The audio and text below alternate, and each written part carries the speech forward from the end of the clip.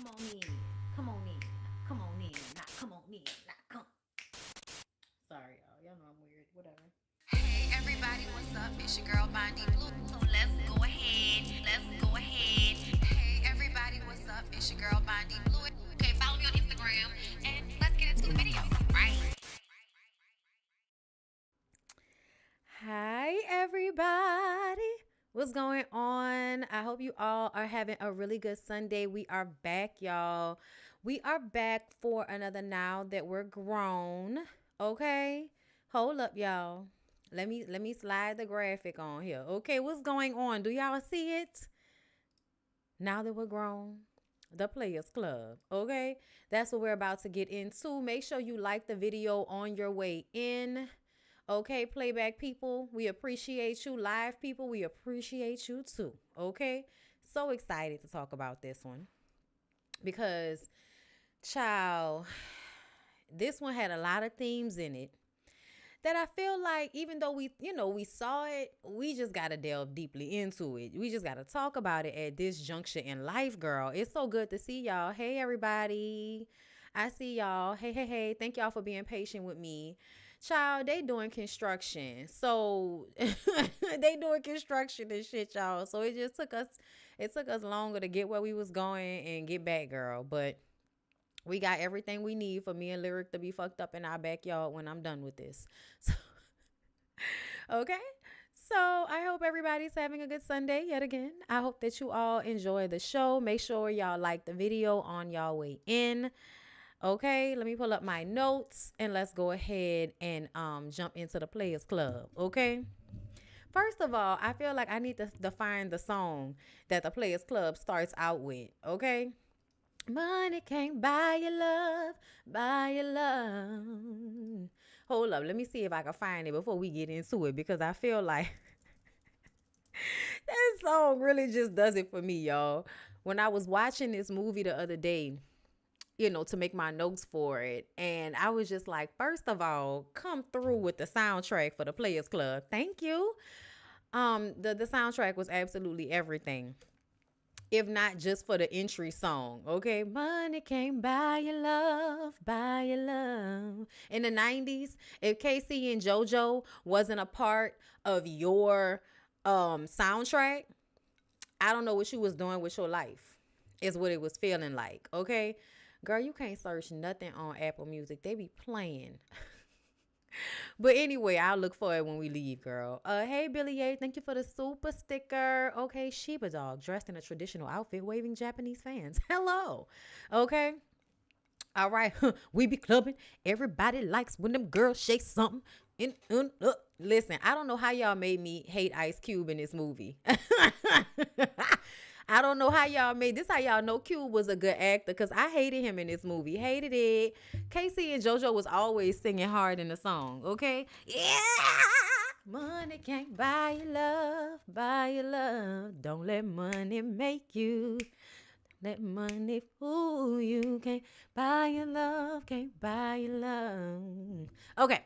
So the Players Club opens with Diamond/Diana having a flashback. The club has been burnt to a crisp, down to the grisound. Okay?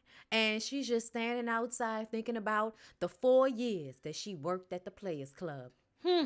Child, she could have got wrapped up in some of the mess, but she really curtailed a lot of the foolishness down to the stripper club. Okay, now y'all, this is the beginning of stripping really becoming a thing for real, because if you ask me, they wasn't paying them girls enough. $10, $10, sir. You could pay your old lady $10 to shake her ass in your face. Like $10. Y'all, the whole movie, they want you to do too much for them $10. $10. That's what they was making down to the play. $10. Okay, I'm just saying that because the Drake days of stripper clubs, the girls go home with stacks. The end of the night, once they done bagged up all the money, it's hundreds and thousands of dollars. $10. I just want to start there. Okay, but back to the notes, y'all. So we get the flashback to Diana arguing with her father. Okay, she wanted to go to a HBCU. In her father's words, a nigga college. Okay, seemingly coming from the light-skinned family. Okay, probably obviously colorist as hell. Okay, not the nigga college, not with my goddamn money. I was just like, oh my God, why is this my life? Not like that. Okay, my daddy didn't feel like that about HBCUs. But when I came back from Clark, Atlanta, my freshman year, my dad was sick, but he didn't tell anybody at the time. All I know is I have opportunities in Georgia. I have opportunities in Atlanta. I don't want to stay in Louisiana. I'm trying to be an actress. And they're building Tyler Perry Studios down the street from my school. And a woman who is the dean of our program was just in a Tyler Perry movie. And you want me to come back to Louisiana to go to fucking LSU? Do we see how I could be upset? Okay? And I decided that I was going to try to get myself into Georgia State University. I got a scholarship to Georgia State University to pay for all my, like the actual tuition. But I had to pay for room and board.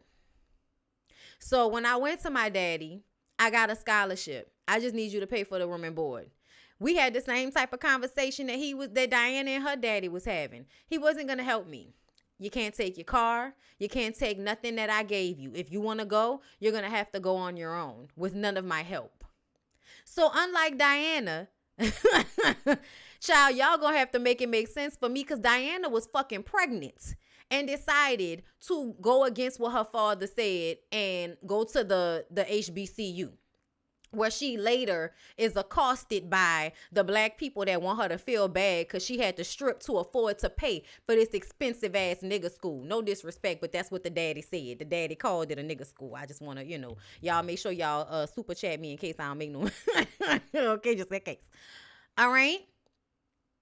So like that had me really my feelings at the beginning because like, I was just like, okay, fine. Like you're not going to support me.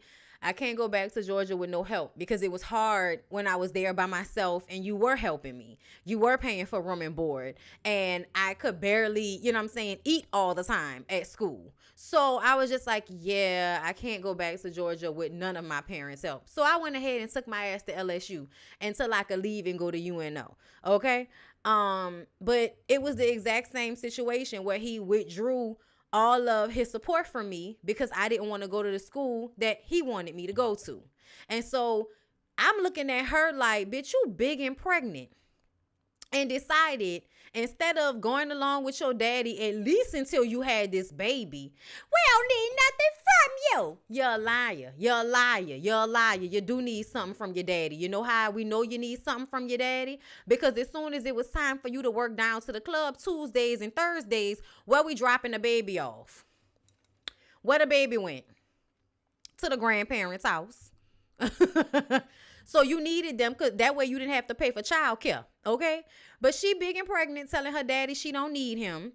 And she moves into an apartment with her boyfriend. They trying to play house. But he obviously didn't like the responsibility of being a father and being a man of a house. So he grabs his jacket and leaves like it's her fault. Ain't that some shit? I was like, why is it that in the moment when they show the baby daddy leaving forever, never to be seen again? First of all, why you didn't put this nigga on child support? Number one, okay? Why was Diamond's baby daddy not on child support? Make that make sense. First of all, where was the daddy with the gun during this portion? Okay?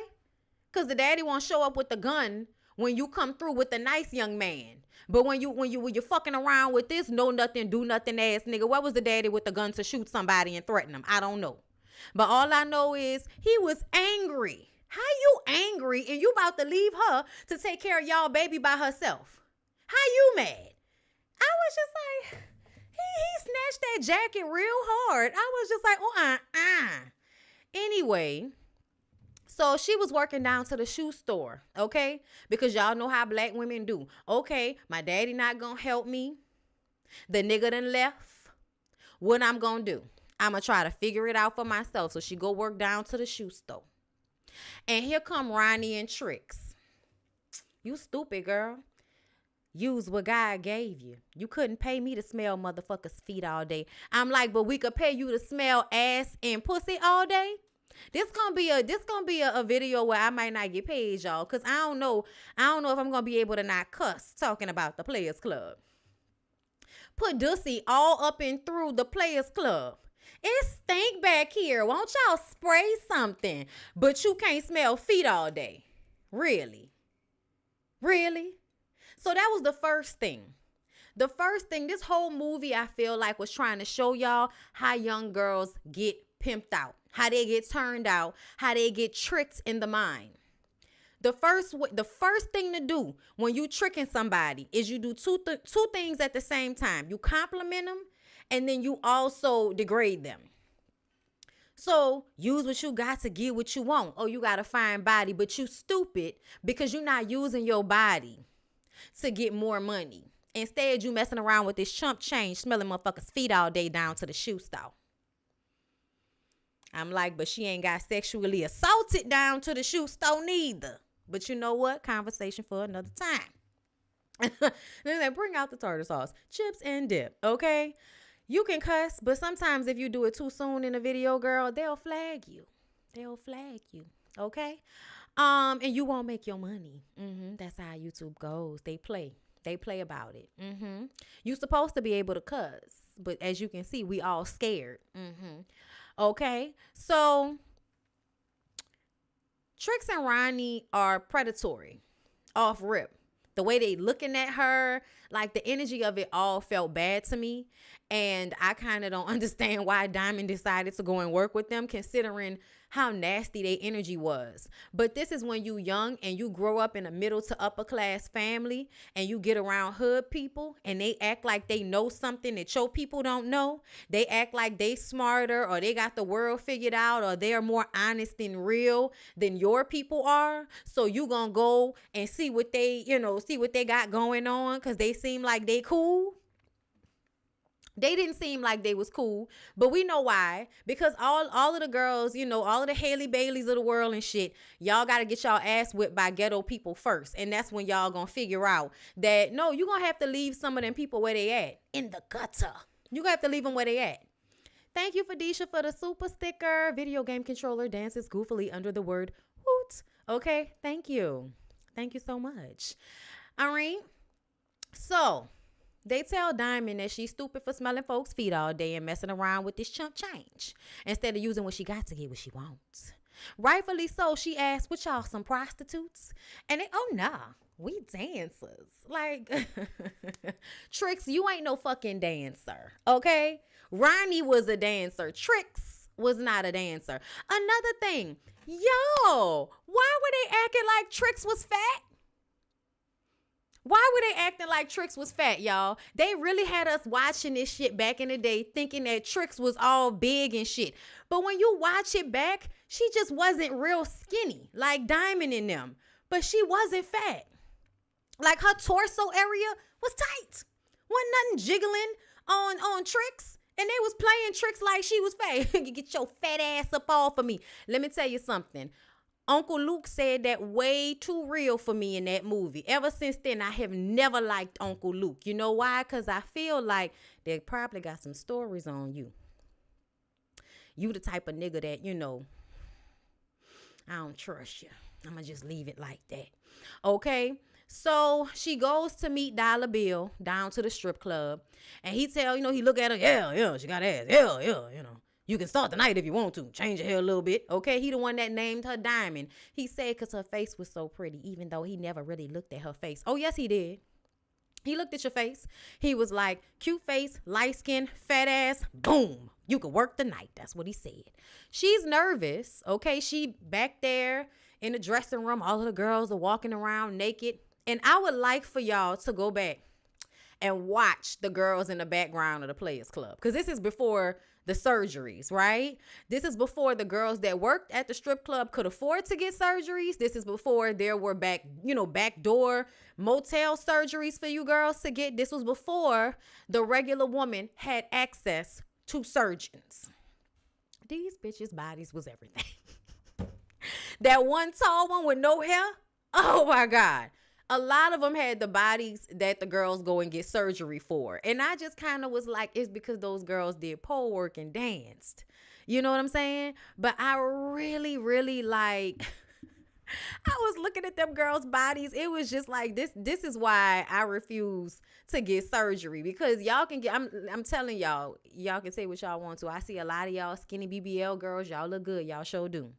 But see, that real shit, that that's what's cute. Okay, I'm sorry. Okay, the bodies that don't look like you stuffed into them, that's no look. I just finished looking through like a doctor down here, all of his BBL surgeries, and girl, I just be like, girl, this what they wish they look like. You don't look like this.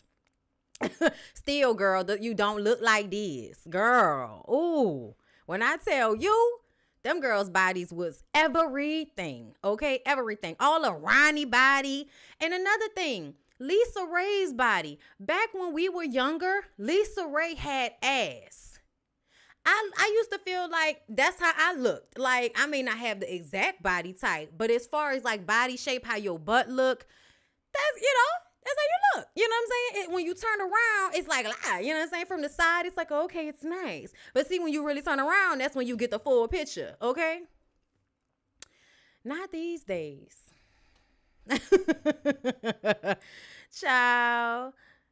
Right, because as we get older, the BBL hit different. The natural just hit. It does. It hits, okay? The girls looked amazing in the Players Club. I just want to point that out, okay?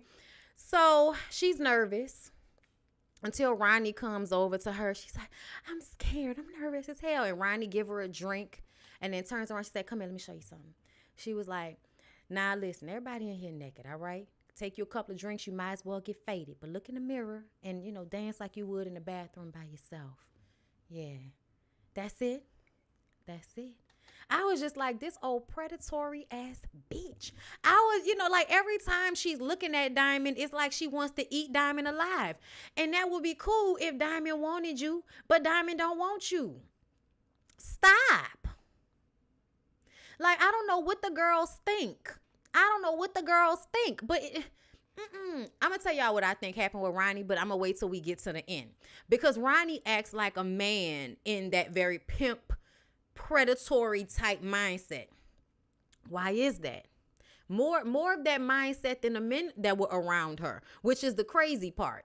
But anyway, and that's why I say we're going to wait, because I really want to lay it out when we get to the junior part, okay? But after she finished giving Diamond this advice, she goes over to another girl, a smaller girl, and grabs her by the hair and was like, where's my money from the party you did? I want my money, and I'm not playing with you. And then she push her head. And then she turns back to Diamond and she say, well, let's go, ho. Bitch, you just finished like rubbing on me and being nice to me a second ago, and now you calling me a hoe? What? She was like, listen, you might as well get used to it, because that's what they gonna call you when you go out there. So let's go, hoe. And I was just like, see, this is the problem. This is a part of the problem for me, okay? Because in my mind, and I was just talking about this, y'all allow this disrespect to take place. Because essentially, just because a woman dances naked for entertainment purposes does not mean you should be able to call her a hoe and touch her without paying to touch her. You know what I'm saying? Like, it was a lot of shit going on in the Players Club where I was just like, I am so glad that stripping became more mainstream, because I think stripping becoming more mainstream meant y'all had to pay them girls more money, and y'all had to create more rules to protect the girls in the strip club. Okay? Anytime y'all make a business an underworld business, it just means that y'all can hurt people without real consequences. Okay? But I don't think that that's okay. And that's what people, they hoes. So it doesn't matter what happens to them. And I'm like, no, I don't feel that way. Just because someone is a prostitute or a stripper, I don't think that means that you should be able to disrespect them. I'm sorry, I don't. And when you say they disrespecting themselves, I kind of feel like, well, that's between them and themselves. themselves. That ain't got nothing to do with you. You disrespecting them speaks more about you than it does about them, if you ask me. But you know, y'all don't like to play fair. Y'all don't like to use the same rules across the board. But I really feel like one of the biggest things that makes prostitution and any other type of sex work, stripping, that makes it unsafe is not the fact that it's sex work. It's the fact that it's not regulated in order to make sure that y'all don't take advantage of said sex workers. That's how I feel. Okay. Thank you for the super chat. Brussels no sprouts. I'm late, but I'm here. Thank you for being here. Y'all make sure y'all like the video. Let everybody know we up. Okay. So she goes out there to have her first dance. And Myron grabs her. Creepy ass Myron grabs her. And she like, you know, she pops back. Because like, what you grabbing me for? I don't know you. Okay, but that's how you get the girl's attention for a dance. She like, you want to dance, Myron? Acting like Myron is harmless. Ain't no nigga harmless. I need y'all to know that. There's no nigga out here that's harmless. I don't care what you're talking about. Okay? She says it was the most degrading experience of her life. But the money was fast and easy, and she needed it. Now, let me tell y'all something. When she said it was the most degrading experience of her life, that is one of the main reasons why girls like myself felt like that wasn't an option. Because of the way y'all handle those women. Not because of the actual job, but because of the way y'all handle those women.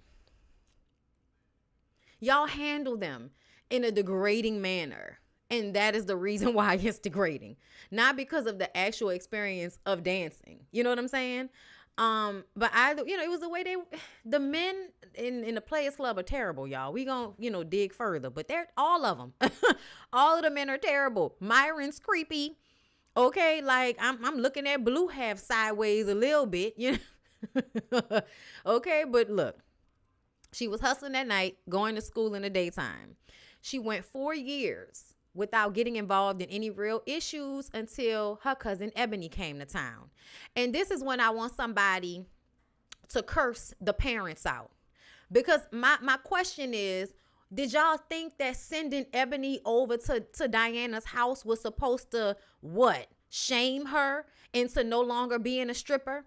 Because it annoyed me that Diana's mom offered up her house without even asking Diana first. She offered up her house to cousin Ebony.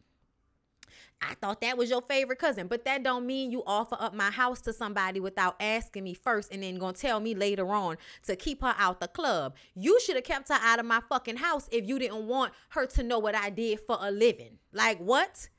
They crazy as hell over there in that family. But anyway, Ebony showed up from Tallahassee wanting to work at the club.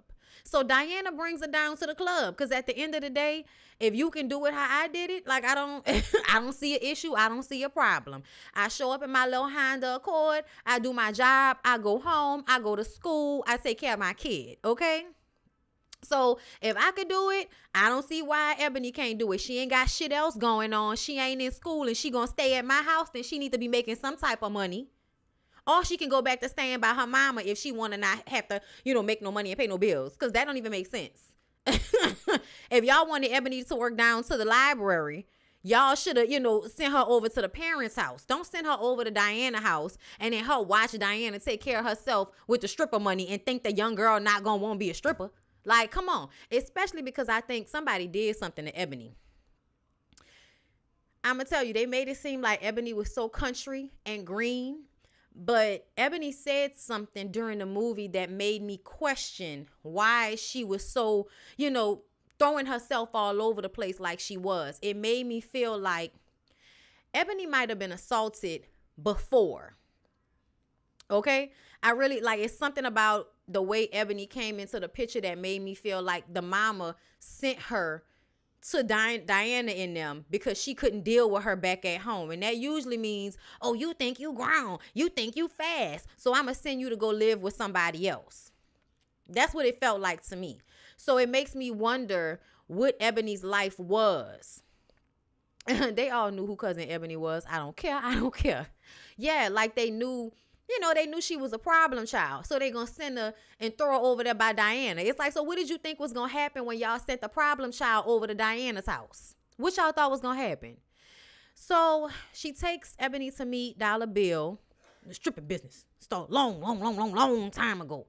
Then white men go to Africa and they see our beautiful black women walking around nude, bucket naked.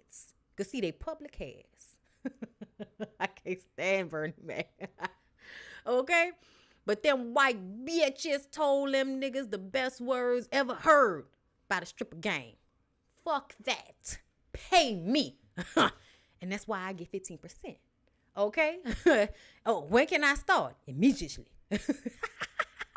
And another thing, they kept acting like Ebony was so skinny, but Ebony had ass. If Ebony wasn't nothing else, she was ass. Okay? Ebony was skinny and ass. That was it. Okay? But Ebony would stay out all night. And Diana would spend all morning looking for her. That was another mistake. Diana should have been like, listen, bitch, if you can't handle this club life, I'm going to need for you to find somewhere else to stay. I got a son to look after. I'm trying to finish school and stay out of trouble in this fucking club myself. I don't have time to be looking after you like you 13. If you can't handle this club life, I'm going to need you to go get a job down to the mall. Okay? Go work at Dillard's. Shit. Okay? So after that, we see Dollar Bill is woken up in the middle of the night by the bad guy from Who's the Man. Okay? If y'all ain't never seen Who's the Man, that's literally one of my favorite hood movies of all time. Y'all want to talk about a movie where all of the cameos are so well done because the actual movie made sense? Oh my God. But yes, the man that killed the barbershop owner, the bad guy from Who's the Man, pops up to Dollar Bill's house looking for St. Louis's money. St. Louis is one of the biggest gangsters in the South, and apparently Dollar Bill used some money from him, or St. Louis loaned Dollar Bill money, and Dollar Bill has not paid St. Louis back. So during the movie, we see all these attempts for St. Louis to get his money from Dollar Bill. He got Reggie and Clyde posted up inside the club. He got Brooklyn and KC driving around the club every night, torturing Lil Man out front. And now he got the killer from Who's the Man showing up to Dollar Bill's house in the middle of the night with a big ass shotgun in his mouth, talking about it's time to hear that pop. That nigga scary as shit, bro. I was supposed to get some pussy tonight. Don't make me come back over here. Okay? So St. Louis was outside the club, sends Reggie and Clyde in. Reggie and Clyde are the worst. Reggie is obviously angry, super duper angry, probably had a crackhead for a mom or some weird shit, but Reggie gives just evil, and Clyde gives simp that is running behind said evil nigga. Okay? So you got Reggie the evil nigga and Clyde the simp wrecking havoc all up and through the movie, all up and through the Players Club. Okay? So Blue talks to Dollar Bill about how unfair it is for him to take 30% of his check when he's already charging him 25% for the loan, which he took from Dollar Bill. Now, I don't know why Blue needed a loan from Dollar Bill, but it sounds like he already was charging him 25% on the money he loaned him, and then he's taking 30% out of his check. So collectively, he's taking 55% of Blue's money because of this money that he loaned him. And he still has not paid back St. Louis. So this should show you how Dollar Bill ain't shit. All out for self, don't pay people their money back, and takes advantage of the people that work for him. That's indentured servitude that you're doing to Blue. Just saying. And the strippers. Because Dollar Bill also has a hand in all of the private parties that Ronnie and Trix are getting the girls to dance at. Okay? And apparently a lot of the girls were getting assaulted. We just only saw this one. But apparently things like that must have happened previously with Junior and at these bachelor parties, because when everybody got arrested at the end of the movie, they was like, y'all getting arrested for running prostitutes, first of all, and because of the rape charge. And the way Vanilla didn't want to dance at Junior's bachelor party, it made me feel like they already knew what it was hitting for. Okay? So Dollar Bill tells Blue, listen, Blue, you ain't nothing. You ain't nothing. It's a stripper game. You was just a DJ. Okay? Lil Man comes in and tell Dollar Bill that St. Louis came by looking for him. And he told St. Louis that Dollar Bill was at the airport picking up a girl. What I said, trafficking. Y'all, they're trafficking the girls through the Players Club. That's really what's going on. Picking the girls up, sending them out of state to do sex work, and then picking them up back and taking a percentage of their money and all of that. Sex trafficking. The funny part is that nobody identified it as sex trafficking back then. Now we recognize that that's what it is. But back then, that's exactly what they were doing. They were trafficking those girls across state lines, sending them to them parties and shit. But they didn't really like glue in on it. It was just a part of what was going on behind the scenes. So Vanilla, the white girl, saying, oh, I wish I would have never got this nigga name tattooed on me. I'm like, y'all clocking the white people saying nigga in the Players Club. I didn't hear no complaints when the movie came out, just saying. Okay, and then Dollar Bill bust through the lockers because there was like a secret passageway from his office to the locker room. I'm losing more money than a cancer patient losing weight. Get your asses out there. Sorry, y'all. I love me some damn Bernie Mac, y'all. R.I.P. I love me some Bernie Mac. So Dollar Bill tells Ebony she better have his percentage. Ain't no moonlighting. You think Dollar don't know, but Dollar know everything. See, if you don't have my money. Like, I was just like, oh my God. So on top of the fact that the girls are only getting paid $10 to dance and whatever is thrown on stage when they perform, because all of the girls don't get to perform on the stage and all of the lap dances are only $10. Okay? So you mad at the girls and you penny pinching them. Like, you penny pinching them. You got them going to the parties and you taking money from them. You got them in here dancing at the club, you taking money from them. It's definitely giving indentured servitude. Like, Dollar Bill is terrible, okay? When she said, I hope you don't never make another penny in this raggedy motherfucker, that's exactly how everybody should feel about Dollar Bill. Business practices is terrible. The shits. But that's what happens when you in a business that doesn't have real checks and balances, because it's considered underworld. Because it's considered an underworld type of business. Nobody's coming in to make sure that the place is clean, that the girls have, the things that they need, that they're getting paid appropriately, that they're not being harassed, in the workplace. And harassment should be different in strip clubs. Following people home like Myron did. You can't come back to the club, Myron. Okay? And you should get arrested. All right? Yes. Yeah, no, I'm not lying. $10, Sharice. That's what they said all up and through the movie, okay? So yeah. See, he ain't paying that country boy nothing. You need to pay St. Louis because he gonna kill your ass. Like, I don't know why he refused to pay St. Louis. It seemed like he had the money. That don't make no sense. Diamond talks to Ebony about the party she went to the previous night with Ronnie and Trix, because she been working the parties with them. And she was like, I heard there was no men at the party, only women. And so there's an energy of Ronnie trying to turn Ebony out by taking her to do a bachelorette party that was all women and no men. And I wanted to talk about this part because Diamond being sexually assaulted by Ronnie during the movie is what this was framed for. But in real life, I would feel safer stripping for a whole bunch of women than Junior's bachelor party. I'm just saying. Like, even when Ronnie ate Diamond out, passed out, did she wake up with a bloody face and a swollen face? Did she have to go to the hospital? Was there blood all over the place? You see what I'm saying? Yes, still fucked up. Don't get me wrong. Ronnie's ass should have went to jail for what she did to Diamond. How you gonna eat that girl out while she passed out? That is assault.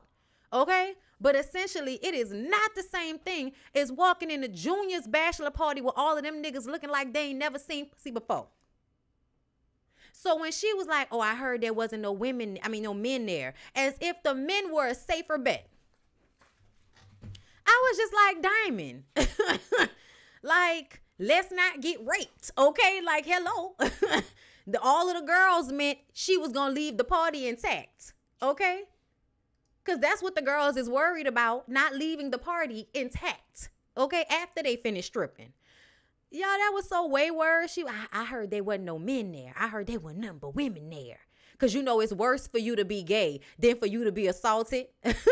Like, girl, I know it was because of what Ronnie did, but essentially, that's the vibe that Diamond gave in that moment. You know what I'm saying? Like, don't be around here slipping and falling being gay. But you know, it's okay if you go to the party and it's, Junior's bachelor party. That's okay. But not if they all got women there. Like, girl, what? You should be worried about other things. Oh my God. Anyway, y'all. So as she's talking to her, she's telling her, you need to slow down. You moving too fast. And then Ronnie walks in and slaps Diamond on the ass. You better watch that big old thing. And see, this is Diamond's fault. Because it seems to me that Diamond could have whipped Ronnie's ass the whole time. So you should have beat her ass when she, when she ate you out under the influence. When she assaulted you. You should have beat her ass after that. That would have saved you and your little cousin. Because I would have been looking at Ronnie like, so what, you want me to beat your ass again? Didn't I tell you leave my little cousin alone? You want to get your ass beat again? Like, but she was acting like she was scared. When all it really took was for y'all to get alone. And y'all had been alone other times. And Diamond just kept pushing her off like she was scared. Diamond should have beat that bitch ass immediately. Immediately. One of the lessons I learned, the first time somebody try you, let them know. Because they'll keep trying you if they think you scared. And because Diamond always acted scared, even though there was no need to, because she obviously beat the piss out of that girl. Like, girl, did you need to be that mad? Did Ebony need to get assaulted by Junior in order for you to be able to beat this girl ass? Oh my God. You should have beat her ass years ago. She should have got beat year one. But you know, it's a movie, y'all. Okay? Because that was just so inappropriate to me. And I really do feel like they really was trying to make the gay girls seem like that's what the gay girls are like. The gay girls are predatory like men. And there are some, don't get me wrong. There are definitely some women that are like that. But essentially, it's more men that are like that than women. So it was just very weird to me the way they kept trying to make it seem like in real life, you just gonna come across women that come up to you like they got a penis to stick inside you. Bitch, what you trying to take from me? You want to eat me out that bad? Bitch, pay me for it then. The fuck? You want to eat me out that bad, Ronnie? Oh my God. Like, what's going on, my girl? Who has a problem? Okay? I'm just saying, like, it was predatory for no reason. Okay? I know they got Ronnies out there, but come on now, y'all. I feel like they was just trying to make the gay girls look like, they just as bad as these men that's going to take advantage of y'all. Are they? Because they don't have a dick. I'm so confused. Anyway, y'all, I know you can be assaulted by a woman. Don't get me wrong. I do know that. But like another grown woman fighting you to eat you out seems, I don't know. Seems like you should just get kicked in the face, bitch. Like, I don't know. Anyway, I'm sorry. Maybe it's me. But Diamond tells Ebony to take her ass upstairs because she wanted to talk. Come here, let me talk to you a little bit. Nah, she got to go upstairs. Girl, $10 table dance. Bitches with cigarette burns, bullet holes, and stab wounds. You in the right goddamn place at the Players Club. Diamond comes out and does her dance, y'all. Oh, yeah, that's what that was. Oh, yeah, you ain't paying me, you fucking over me, then I'm gonna let y'all know y'all want the hoes with cigarette burns, bullet holes, and stab wounds. You in the right goddamn place. And it all goes down here at the Players Club, bitch ass nigga. He might as well call that nigga a bitch ass nigga over the microphone. So, y'all, Diamond gets out there. And this is the only reason I feel like Blue went back to work. Blue went back to work because Diamond was about to come out and dance to R. Kelly. It seems like you're ready. Seems like you're ready. I hate that song now. Seems like you're ready to go all the way. All the way. It seems like you're ready. Seems like you're ready. Are you ready? You know, the best way the best way to not think about what that song was originally meant for is to think about Diamond's performance. That's what I do. I just try to think about Diamond's performance whenever that song comes up. And, you know, she was an adult. Okay? And that's what I just try to keep in my mind. Temperatures rising and your body's burning. Hold me. Listen, I hate that nigga. Girl, lay it on me. I place no one above thee. I cannot stand that nigga. I hate you. I hate you, Robert. Oh my God. It seemed like you're ready. But I'm going to tell y'all something. When she did dance, they all, like, the room is quiet. The room is quiet when she's on stage. Everybody's looking at her. Even Ronnie and Trix are standing, like, in the back watching her while she performs. Okay? So that should let y'all know that Diana was one of the main attractions down there to the club in her Honda Civic. I mean, her Honda Accord. Okay? So after she finished, you know, shutting the club down, being one of the best dancers, and Blue, you know, struggled to keep his eyes on his records during that time, she goes home. Now, mind you, Diana is one of those women that even if she is a stripper, she gonna have a man. Too pretty, too fine, too smart not to have a man. May not have him for a long time, but she gonna have him. Them niggas gonna be like, child, I'm gonna try to deal with this stripping shit. She too fine for me not to deal with this stripping shit. I'ma try. I'ma see if I can handle it. Lance tried. Lance met her at the strip club, okay? But she get home tired from work, and this nigga is sitting in her living room in the dark. As if he the principal and she in trouble. Like she did something wrong. She was like, why are you sitting in the dark? Because he wanted to give you the energy that you had done something wrong and now you're on punishment. It was like, I told you I wanted to go out Tuesday. She was like, well, today's Thursday. Like every Tuesday, Wednesday, Thursday, you act like you rather shake your ass in front of some strangers instead of spending time with your man. Sir? So if I worked down to the post office, if I worked anywhere, I would rather be down to that job than spending time with you. The fact that she actually had to say, you know, that's not true. Mind you, she doing this because she's sore, because dancing is physically strenuous. That lady tired. That lady need a massage. And you sitting in her fucking kitchen talking to her like you paying some bills at this place. She said, how you got in here? The fuck? You don't even have a kid in my place. How did you get in here?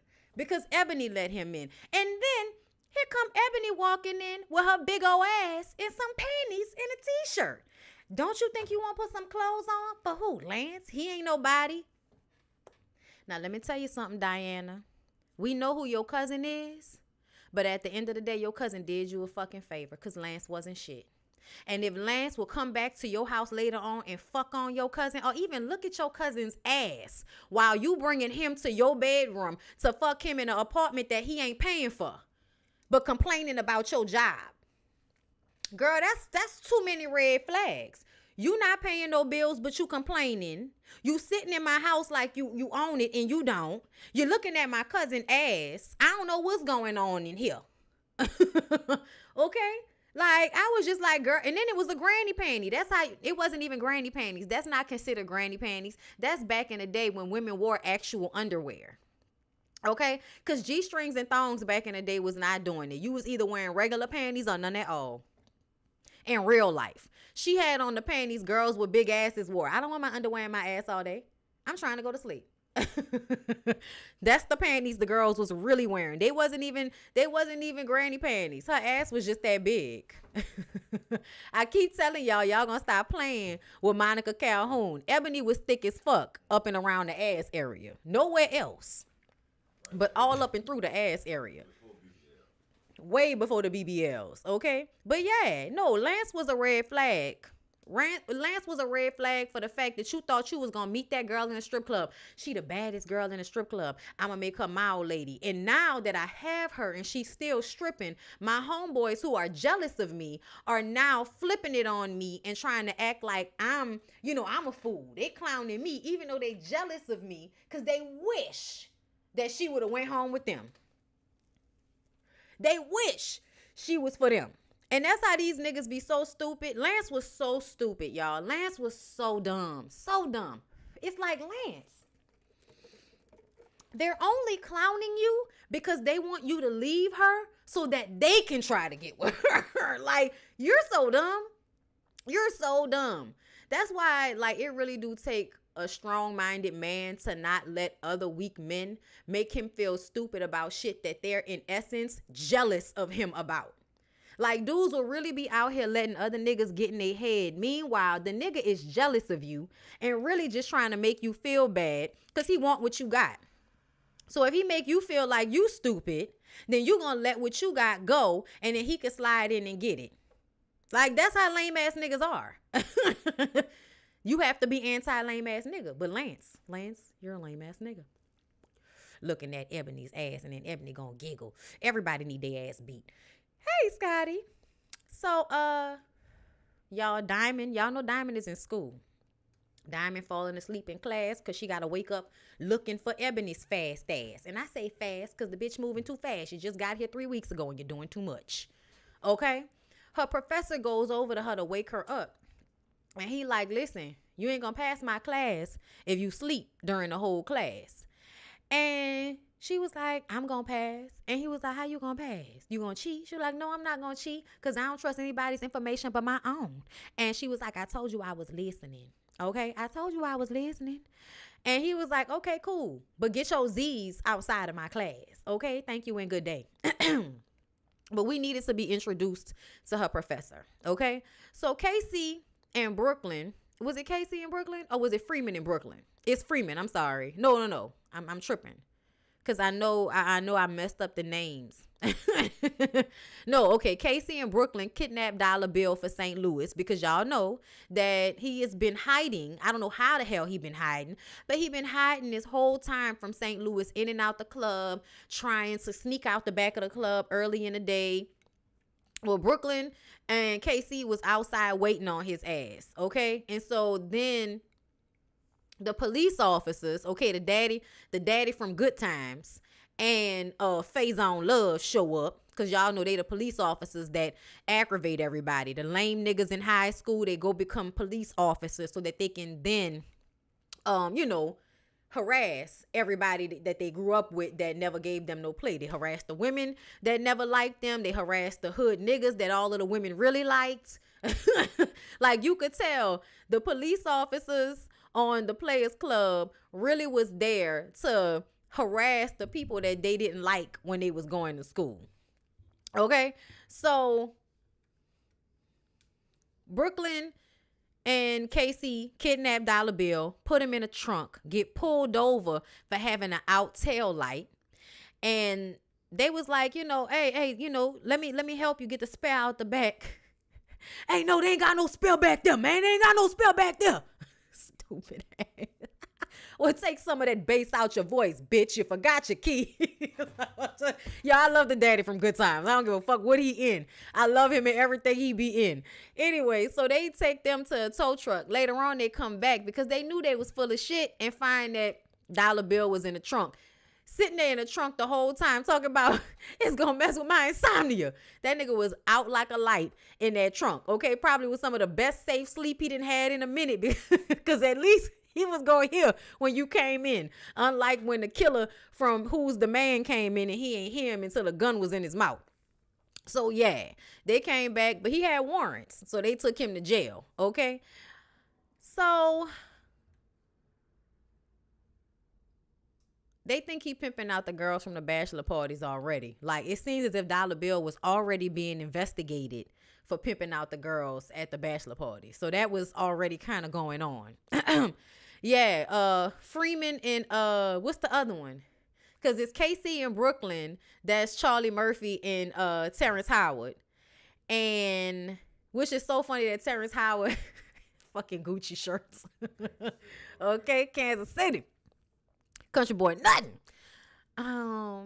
But yeah, what is it? Freeman, and I forgot what the other cop name was. I hate that I spaced on that. I put it in my notes later on. Hold up, let me see. Peters and Freeman. That's what it was. Okay, yeah. Oh, sorry, I'm still laughing. I'll take some of that bass out your voice, bitch. You forgot your keys. I'm sorry. That shit still make me laugh, bro. Anyway, so meanwhile, Trix and Ronnie are setting Ebony up to dance for Junior's bachelor party, which we all know none of the other girls want to do because the girls get assaulted at Junior's bachelor parties, okay? Ebony goes upstairs to get a table dance from Reggie and Clyde. And Reggie and Clyde say they don't want no drunk ass table dance from her. And she said, well, what will y'all pay for?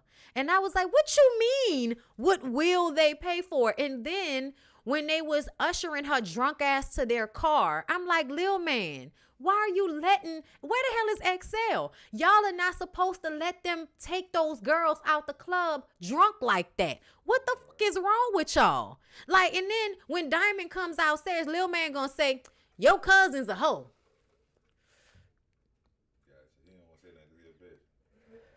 Right. You a bitch and gonna let her get taken when she was barely able to walk. She was barely able to walk. And he was like, your little cousin's a hoe. She was about to get assaulted by those niggas. And you called her the hoe. Y'all, I can't. Even though she agreed to it, she was too inebriated to agree to it. And there's no way in a reputable strip club they should have been able to drag her out the club, drink in hand, no purse, no shoes, nothing. Talking about they gonna run a train on her. And Reggie was like, shut up. Because Reggie knows that what they doing is wrong. And if somebody hears it, then it can get back to somebody that that's what they did. So Reggie like, shut up. Because Clyde's stupid ass is, we gonna run a train, whoop, whoop. He said that shit on the way to the car. Diana comes in, stops it. Girl, get out the car. They gonna break you. Girl, what? Nah, they just want to see me dance. They can see you dance inside. Get out the car. Get out the car now. Okay? Reggie and Clyde gonna, get mad at her. What they called her? Oh, big haired ass hoe. Clyde always saying something stupid. And Reggie was like, oh, I thought you was coming with us. Just because she ain't all stuck up like you. Stuck up. And see, that's the mind games that they play. Make you feel like you're stuck up because your senses are telling you that this is a dangerous situation and they're going to end up harming you in the process of this train. And she was like, girl, they gonna run a train on you. Diamond, you overreacting as usual. Girl, what the fuck is you talking about overreacting? The nigga said it by the door. He said it by the door what he was gonna do. Y'all, I was so aggravated. I was so aggravated with this scene, y'all. And then when she was like, y'all, let me out. I can't go. Let me out. She didn't really want to go. I think the longer she sat there, the more it set in. And she would rather act like, I gotta go because Diamond telling me to go, than to say, I'm actually kind of thinking about it right now and this don't feel right. So let me get out the car. That's really how she felt. Thank God Diamond came, but you trying to be hard-headed in the asshole because you jealous of Diamond. That's really what all of this was about. You wanted to do what Diamond was doing. You love her and all of that. But essentially, the more you see her, the more jealous you get. So you adopt the mindset of these ignorant bitches at the club that's jealous of her too. You her family. You're not supposed to be on their side against her. But she adopted the same mindset that Ronnie and Trix had towards Diamond because she was already jealous because Diamond probably was always the pretty cousin known for being, always the good look and all. Y'all know she light skinned and y'all know how light skinned families work. So if you lighter, you better. Okay. Ebony was also young, but at the same time, Ebony had moments of absolutely understanding in the moment that there was fear. She was scared and would still act like it's okay, even though she was feeling like, nah, this don't feel right. But so when she said, let me out, they push her out the car, which is another, get out, like mad. I'm like, something is wrong with all of these niggas. These niggas is way too like aggressive. I'm trying to understand. But then you got to realize this is what everybody finds attractive at this point. This is the 90s. And y'all find overly aggressive men attractive. I don't. I never have. It's always felt like, no, this feels unsafe. Okay?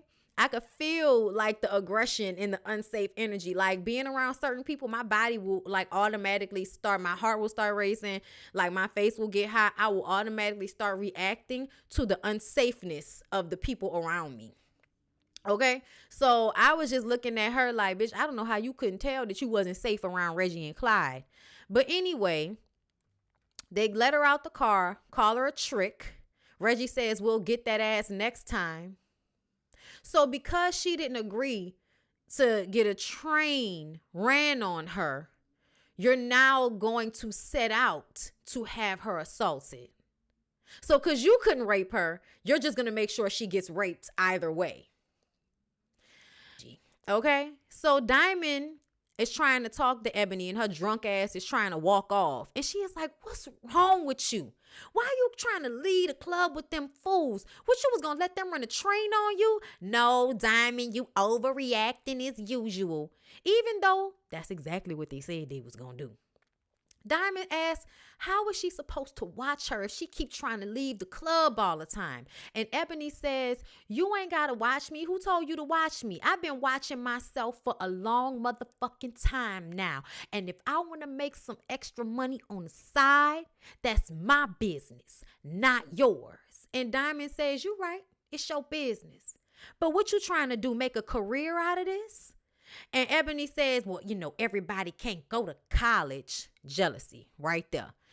And she was like, just stay professional. You already getting sucked up into this shit and you only been here for 3 weeks. And she said, sucked in. Well, you already caught up. So what's the difference? Yeah, Ronnie and Trix, they told me what happened between y'all.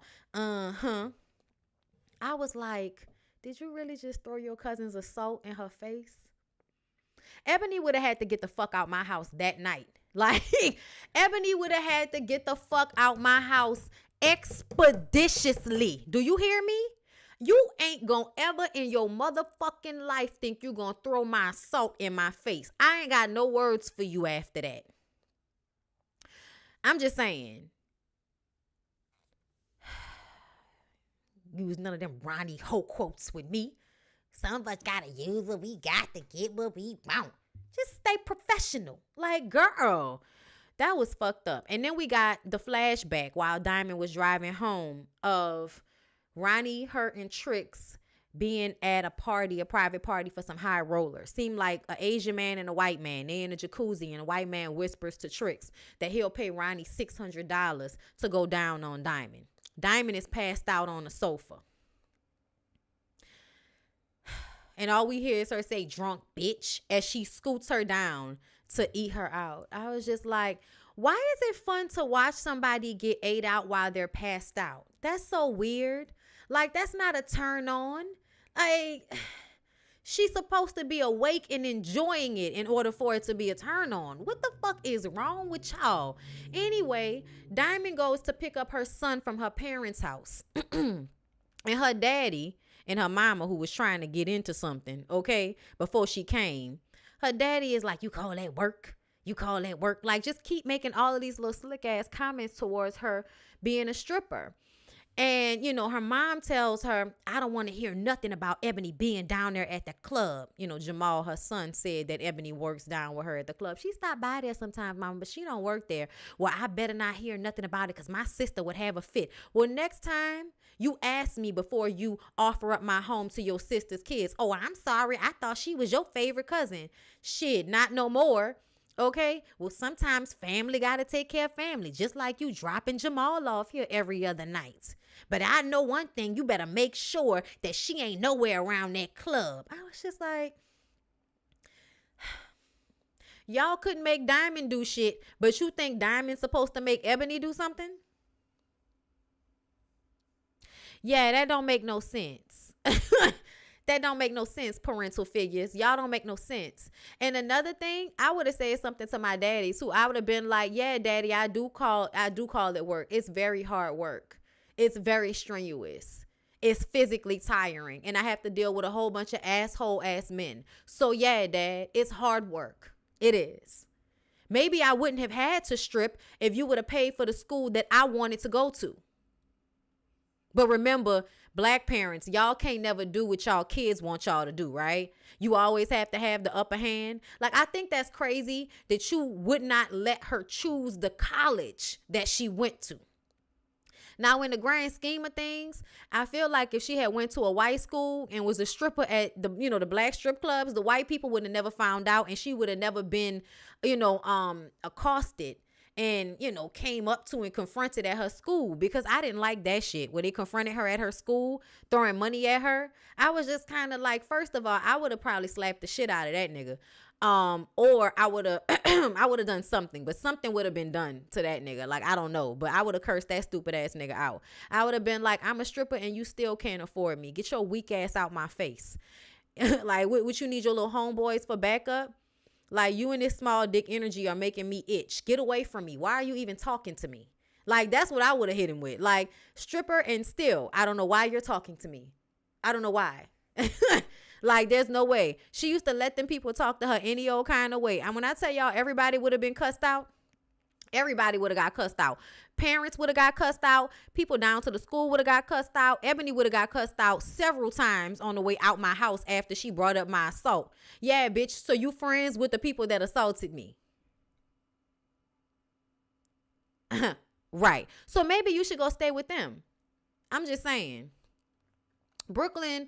Oh, I told y'all they went back and got a dollar bill. Okay. So Ebony and Ronnie are in a car smoking before they go into this private party. And Ronnie is bucking Ebony's head up, doing the pimp 101 shit, okay? First, she telling her, oh, I know you gonna blow they fucking minds because you my protege and all of this shit. But then she tells her that she bony, okay? And she ain't really trying to hustle like that. She'll probably only end up making enough money to get her a Honda Civic. And y'all see how, Diamond riding around in a Honda Accord. And I'm just kind of like, because she was like, 4 years would have went by and you ain't going to be driving around in nothing but a Honda Accord. And it's like, Ronnie, I know you think you smart, but don't you know that she's in school to go and do something that makes her more money than y'all make for y'all $10 a table dance, bitch? So yeah, she can ride around in a Honda Accord right now because eventually she'll have a real gig that pays her real money. Okay? And not $10 for the table dance at Sugar Daddy's. Get the fuck out of here. Like, the stupid mindset of, oh, you driving around in a Honda Accord or a Honda Civic. Oh, it's like, yeah, but that's because she's building towards something. Y'all ain't building towards shit. Like, the fuck? Child, y'all know them Hondas last a long time, too. I don't know why she was talking shit. Anyway, Ronnie says she better take advantage before she end up like Diamond, okay? Ronnie says, you scary, you skinny. You probably only be able to afford a Honda Civic. So, closed legs don't get fed neither, all right? Because I'm tired of fucking around with you. Y'all see how she would go back and forth? 1 minute she laying on the sweet, and right after she lay the sweet on, she got to tell you ain't shit. Very much pimp mentality. Ebony is worried, ain't no women in there, just men, right? And it's like, y'all really got the head, like, it's just a fucked up mindset to me, because even though women are not always safe, I don't want anybody to believe that I feel that way. But I just kind of feel like it's crazy to me how you're more scared about being turned out than you are about being assaulted by a room full of men who actually have something to hurt you with attached to them. Like, you know what I'm saying? Like, it's just crazy to me. But Ronnie says, listen, I'm not trying to turn you out. I'm just trying to turn you on to some game. Meaning whoever is paying, that's where we going. So when they get inside, it's the fucking the AFT throwing the party. Okay, this is the drug, bomb, cocaine people in here. Okay? And they go upstairs to get dressed. Obviously, Ronnie has danced for them before. Tricks is already there. Oh, show me the money, baby. Because you know them white men, they just want you to be hood and fit a they just want you to fit a caricature of a black woman. They find it attractive for you to, it's sexy, it's nasty for them to fuck on the stripper black girls that fit the aesthetic of the ghetto girl the way these women did, okay? You could tell it's like, it's a kink. It's a fetish. They fetishize them. And Ebony is like, I ain't finna dance in front of them old ass white folk. And Ronnie said, you tripping. Them old ass white folk got money. Okay? Get your ass up and get dressed. So repeatedly, you're uncomfortable with things, and yet you're still doing them because Ronnie has convinced you that you're stupid if you don't. You don't have your own mind right now is what it's giving. Okay? So Ronnie, in the infamous scene in her tiger bodysuit, okay, all right, you white motherfuckers, all eyes on me. If I catch you looking at anything else, I'm going to beat your ass like a runaway slave. Start the music, okay, bitch? Okay, we just going to body roll extra hard. Body roll extra hard. Okay, then she see the white boy. Y'all, this is all a scene. Okay, so the white boy is over there acting like he not paying attention. Hey, stop the goddamn music. Hey, didn't I say all eyes on me? Would you think you too good to watch me? Every time I come in here, you the same motherfucker starting problems. So you know what it is. Yeah, that's right. Assume the fucking position. Everybody gets excited. Oh boy. I'm like, I can't stand the white people in the background. Whoa boy. Oh boy, you're in trouble now. I was just like, if y'all don't shut y'all asses up. Okay. So she pulled out, the suitcase with the whip in it. And she said, and you better sound off too. Hit him on the ass. Say it loud. I'm black and I'm proud. She do it again. Say it loud. I'm black and I'm proud. They're throwing money everywhere. She said one more time for Rodney King. And then she do it the last time and she was like, you better be lucky it's Black History Month or it would have been worse. And I was like, that doesn't make any sense. Because it's Black History Month, it should have been worse. Okay? Black History Month means we should be exalting and uplifting the black folk. Okay, well then that means that if beating the ass of a white person is happening during Black History Month, in order to offset all of the abuse and brutality on black people, he should have got his ass beat until he couldn't take it anymore. But that's if I was a dominatrix. Don't worry about me. And then she was like, who else wants some? And they was like, me. And I'm like, this bitch is really about to like whip out. She really should have been a dominatrix. I think if Ronnie would have been born a little bit later, she would have been the perfect dominatrix. Okay, beat up on them white men and get the top dollar. Get your ass away from your weird ass brother. Thank you, Karen, for the super chat. All I want to say is 1, Ronnie is what Joycelyn aspired to be on Zeus. Yes. 2, Ebony is our first version of Slim Thick. Absolutely. Bernie Mac will always be dollar bill. Yes. Okay. I appreciate you. Thank you. So Ebony gets home the next morning and Lance and Diamond are already fighting. And Lance is telling her that he knows what's best for her. His homies clowning him. He want her to stop stripping. And he gives her an ultimatum. If you don't stop stripping, then I'm leaving. And she was like, bye. The fuck? Again, you want to put all of these rules on this woman. You knew she was a stripper when you met her because you met her at the strip club. Y'all, they say my quality went down. I'm sorry. And then on top of the fact that you knew she was a stripper, you're not offering to pay her tuition. You're not offering to pay her rent because you can't afford to. So that means you can't afford to have an opinion. And you should either leave her alone or tell your punk ass homeboys to shut up.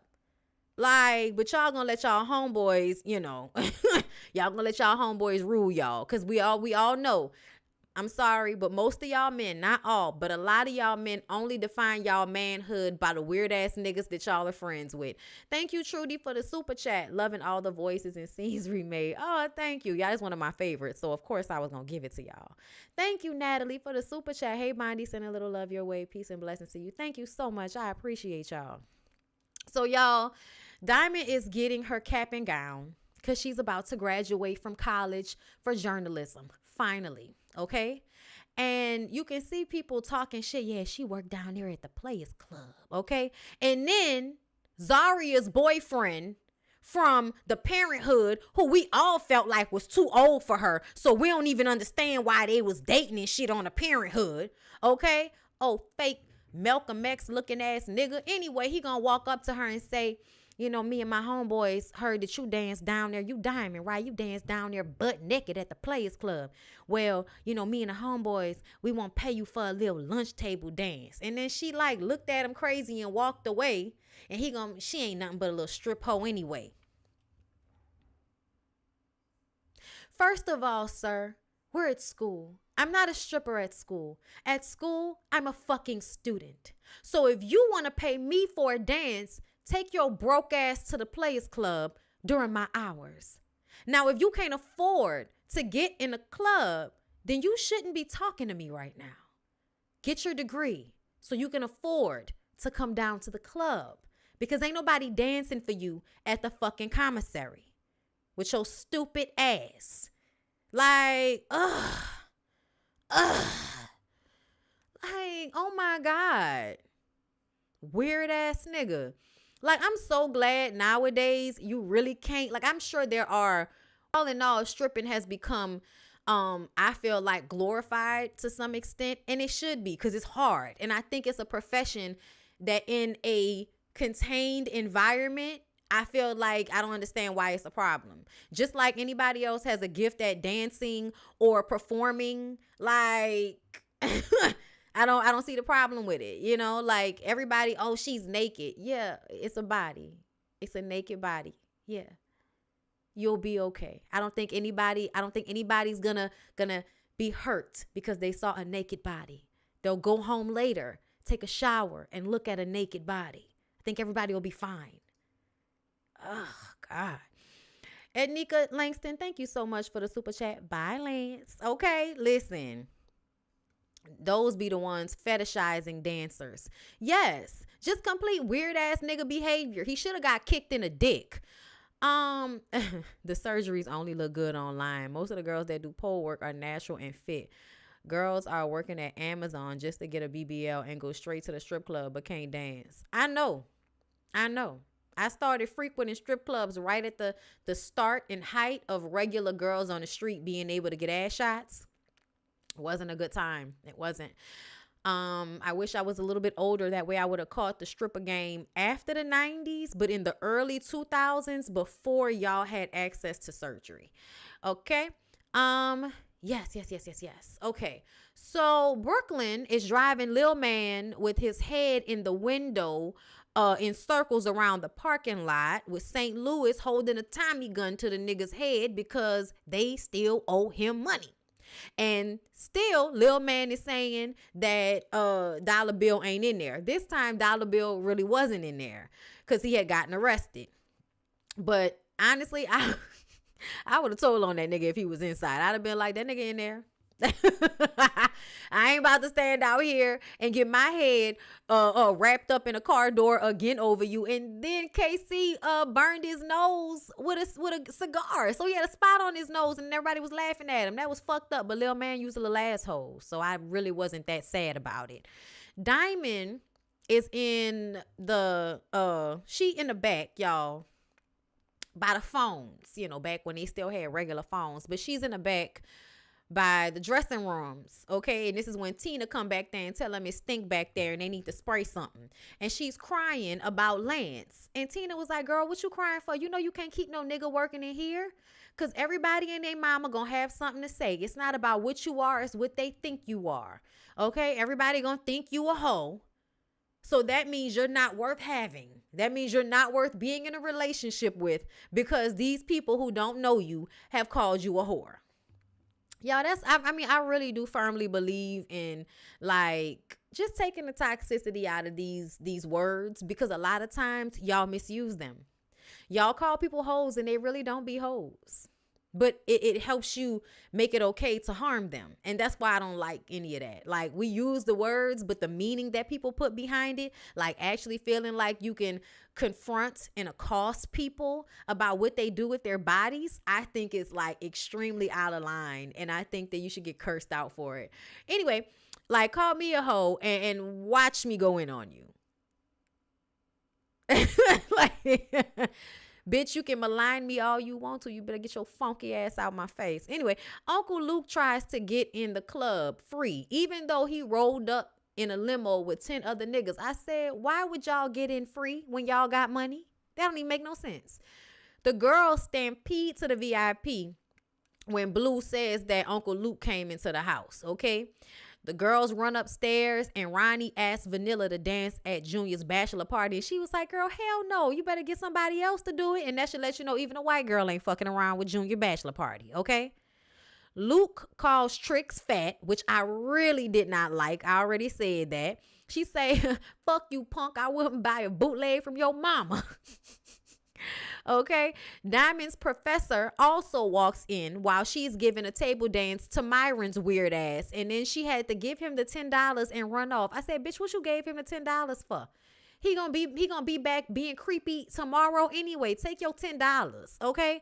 But she runs back to the dressing rooms because she saw her professor and she, got all, she felt the way. That's somebody who sees her outside of this. I don't want you to see me in this way because then you're going to think that I'm not worthy of what I'm working for at school. You're going to mistreat me and disrespect me in front of people because you found out I was a stripper just like the students did. So that's why she ran to the back because, I may not give a fuck about what these students think. Half of y'all may not even graduate, but when it comes to the professor, like, I'm sure that made her feel, away. So she runs back to the dressing room and Ronnie saw her. So Ronnie followed behind her and then closed the door.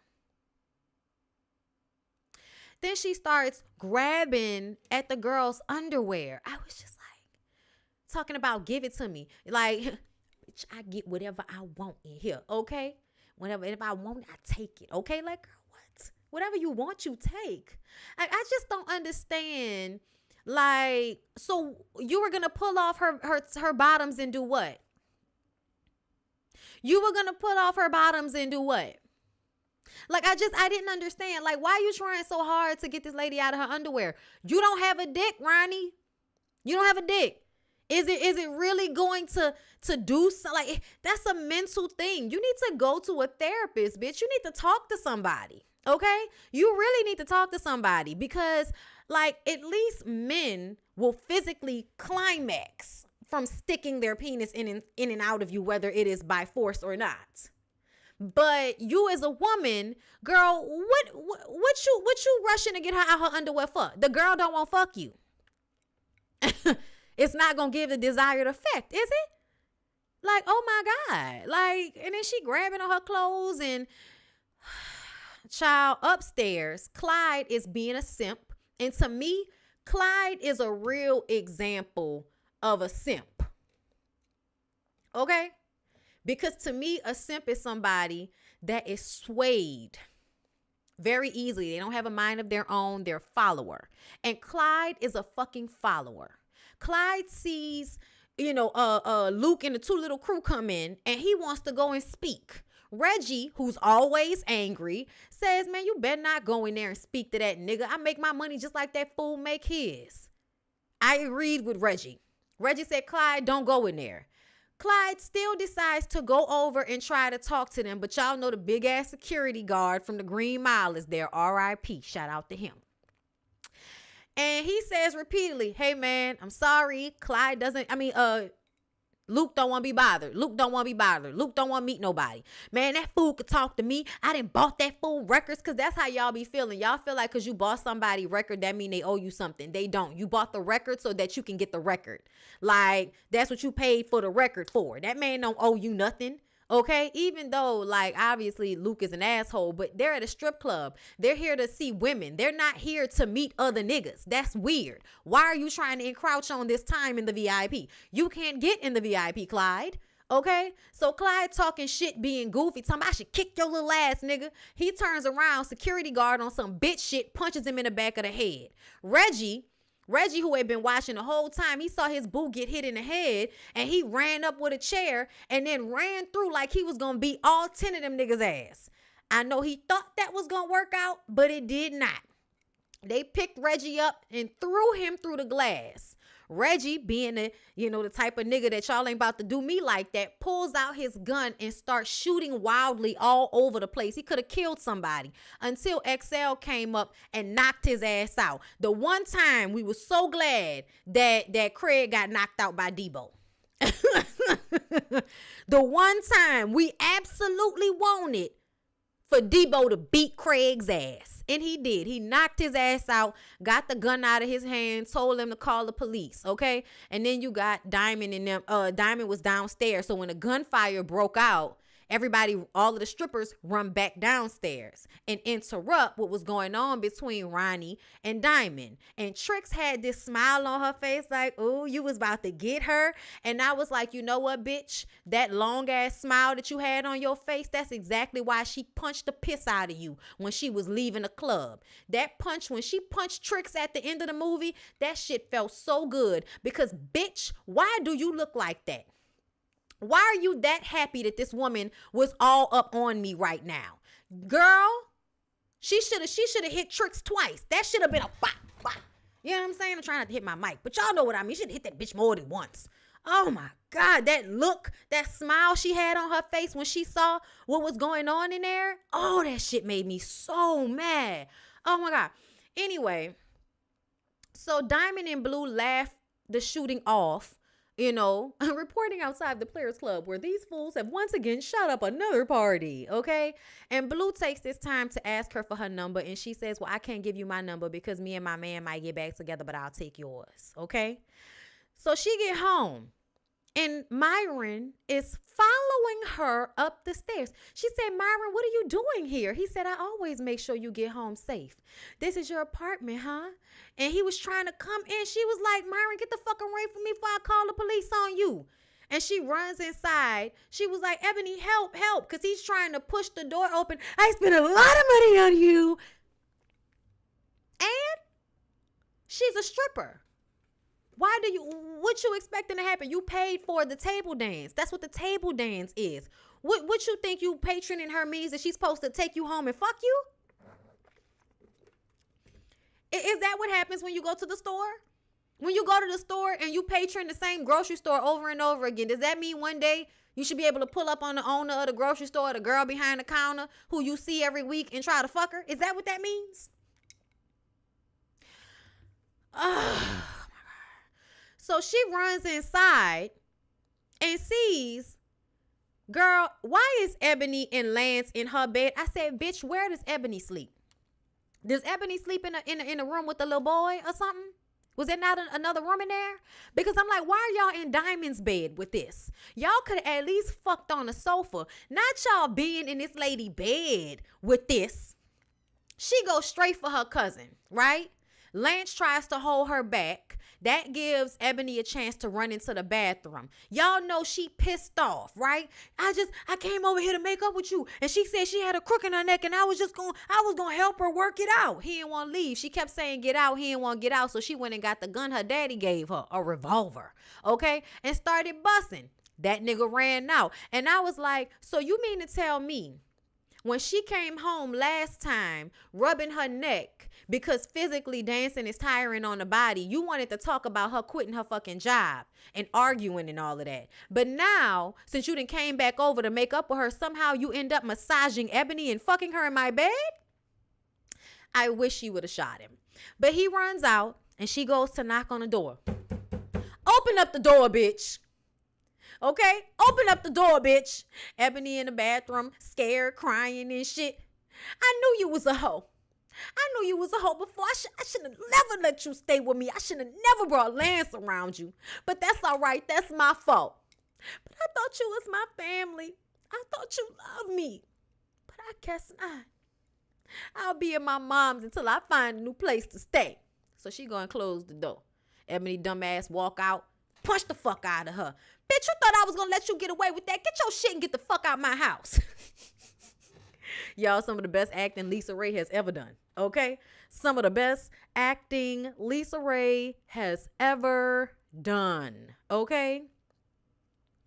Ronnie didn't bring him there. Oh, yeah, no, Ronnie didn't bring him there. Myron was obsessed with Diamond. He followed her home, for sure. Waited outside the club, stayed far behind her, didn't do anything but followed her home. Probably every time she danced, he probably followed her home. And that was the time he felt that he could just walk up on her, okay?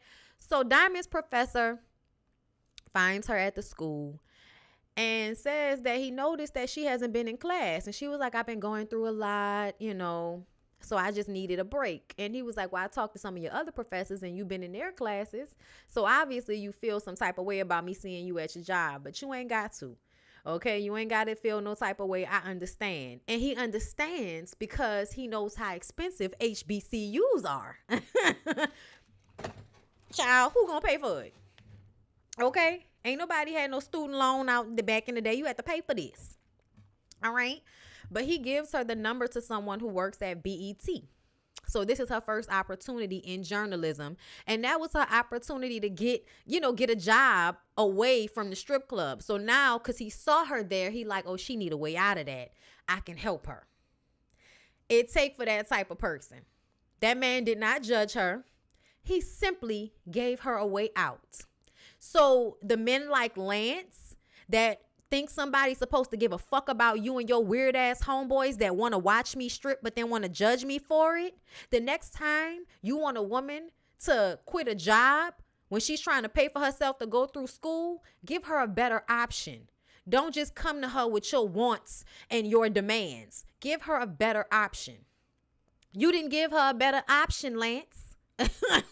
Okay, fucking professor came up here with a phone number. If the club hadn't burned down, she still probably wasn't going back. So Junior's bachelor party. First of all, Junior's bachelor party is whack as fuck. Little bitty hotel room. All of these niggas, hunched into this little bitty hotel room watching porno videos. Okay. We didn't seen House Party 3. We thought this was supposed to be a good time. It was not. Who the hell is Marion Jr. is the first question. What hood ass girl is Marion Jr.? So I just want to say, for the women out there that only care about how a man treats you,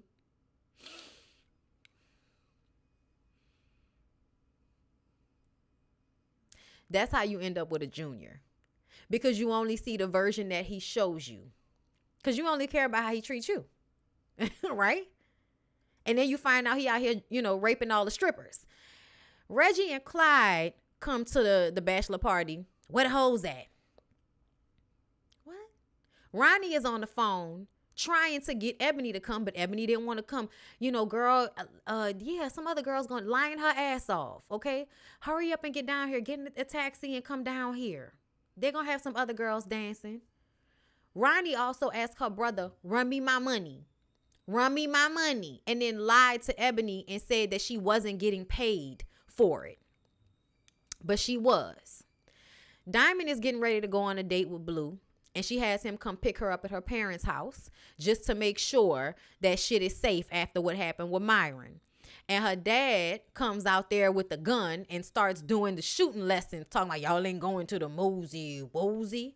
And whatever you do to my little daughter, I'm going to do to you. And like I said at the beginning of this movie, we appreciate all of that energy, Daddy. But where the fuck was that energy when she was trying to go to college and when she got pregnant for that piss poor nigga who just ran away from his responsibilities? What was this energy then? Because I feel like it was more about controlling her and making her do what you wanted to do instead of listening to her. And that's a big issue for me, y'all. Like, it's a real big issue that parents don't listen to their kids and what their kids want. And then you force your kids to go and put themselves in situations that you should have been protecting them from. All her dad had to do was pay for the fucking school she wanted to go to. You was going to pay for school anyway. Pay for the college that she wants to go to. She want to go to a HBCU. Pay for her to go to the HBCU. I would have been like, so you going to strip? Oh, I'm going to pay for the tuition before I let my daughter go strip for college money when I can pay for it. I know, right? Shout out to Pretty Tony. That was Pretty Tony. I'm mad I didn't even notice that because Pretty Tony with the long wig on makes you look at it differently. But it is the same voice. I'm mad that I didn't even notice that. Shout out to y'all. But that really bothered me, y'all. I was like, because it's, to me, it was the daddy fault. I know in essence, oh, you want to be grown. Then she had to be grown and prove that she could take care of herself. And she didn't even need to do that. There was no need for her to do that when you could have paid for it. You could have not put your daughter in byproduct Ebony through what they went through if you simply would have paid for the college that she wanted to go to. Like, that's the worst of your problems? Paying for your daughter to go to a school that you didn't want her to go to? That's the worst of your problems right now, because you're not even that upset about the pregnancy. I almost feel like he was so mad about her being pregnant, but he couldn't just throw her away. So instead, you're going to put all of these control, I'm going to control you and control you and control you as much as I can, because this is my way of getting back at you for doing something I didn't want you to do, like getting pregnant as a teenager. The girl was still going to college, still probably had good grades and everything. And this man really decided. Pretty Tony was her daddy. The man who played her dad was Pretty Tony, from back in the day in the 70s and the exploitation films. That episode of Martin where they did the players ball. Y'all remember that? And the MC was Pretty Tony. And that's why I was like, you can't tell that that's the same man because he looks so different with the long wig on. But that's the same man. But I felt like this was really like the daddy's fault, in my opinion. And that's why I feel like sometimes y'all have got to help y'all children, whether they're doing exactly what you want them to do or not. That's a control mechanism. At the end of the day, she still was going to college. She still was doing something with her life. And instead of helping her, you let her go and strip to pay for her fucking tuition. Like... And all she wanted to do was go to the college that she wanted to go to. Still going to college. Still doing what you wanted her to do. That shit is insane when I really think about it. The Mac. Thank you. So, like I said, Ebony gets to the bachelor party. Reggie and Clyde recognize her.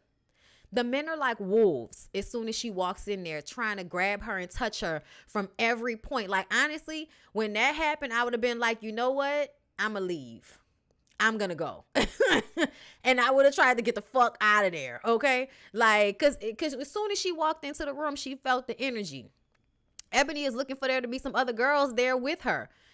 Ronnie lying, saying that Vanilla is coming when we know Vanilla not coming. Lying, saying she not getting paid for this when we know she is.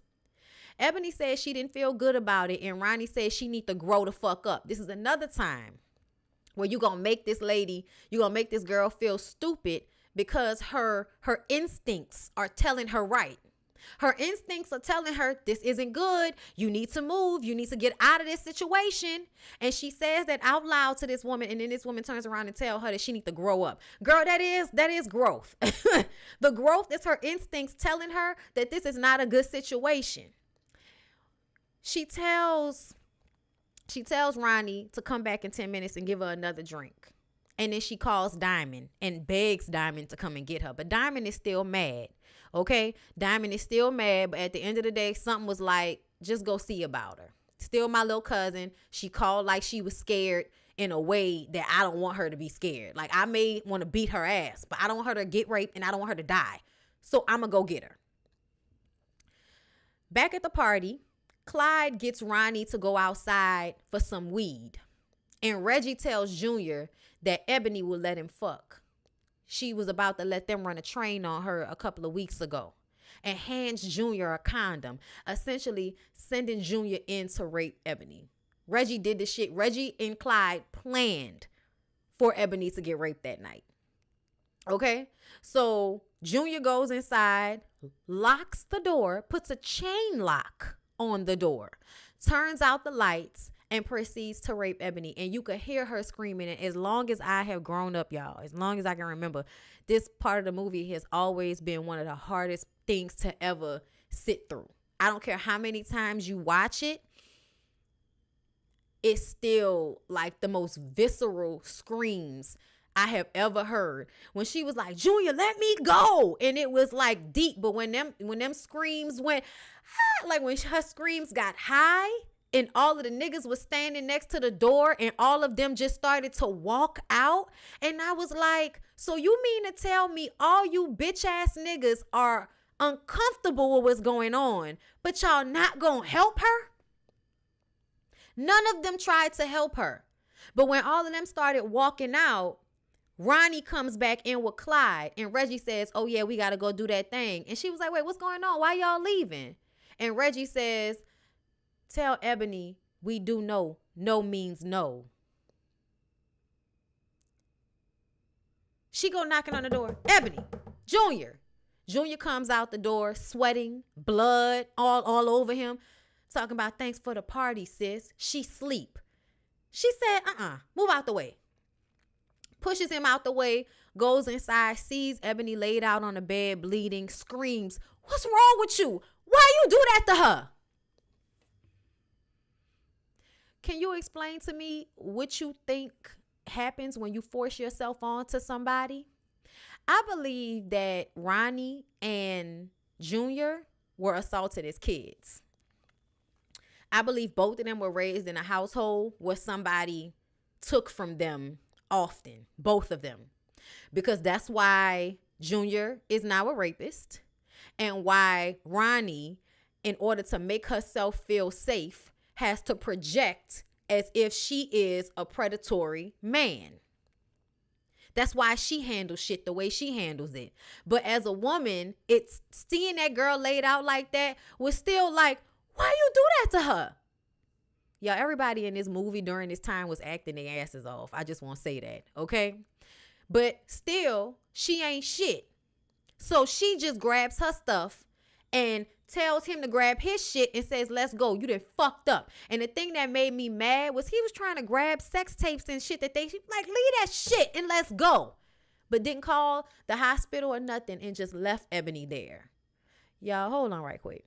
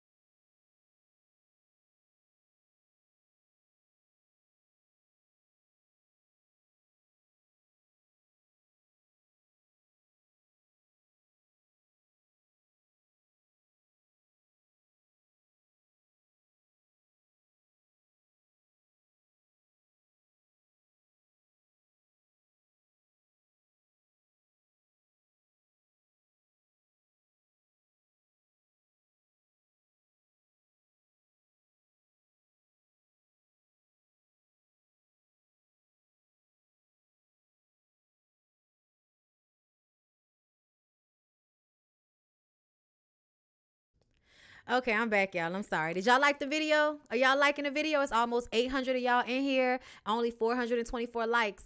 Can y'all make it match? Can y'all make it match? Okay. Ronnie was more worried about her brother getting in trouble. She was. And it doesn't even make any sense. So she goes back to the club talking about this gonna be my alibi. I was here all night. Right after they left, of course, Diana and Blue show up, call the police, see what's happening. We hear her screaming. It is just all like terrible, right? They go back to the club. Everybody is, at the club as if it is normal business. And Ronnie is talking to Trix saying that, it's her alibi. So Diana walks in after parking in front like Lil Man always telling people not to do. And she says, Ebony got raped at Junior's party tonight and you left her there, didn't you? I don't know what you talking about. Everyone leave the dressing room, please. She said it nice the first time. Everyone leave the dressing room, please. And they just laughed her off. And so she pulled out her gun and shot a hole into the ceiling. Everybody out the motherfucking dressing room, please. Hold this and make sure don't nobody come in. Stand outside and make sure don't nobody come in. She put her purse down. Everybody get out. Even Trix. I see you tomorrow, girl. Tricks got the fuck.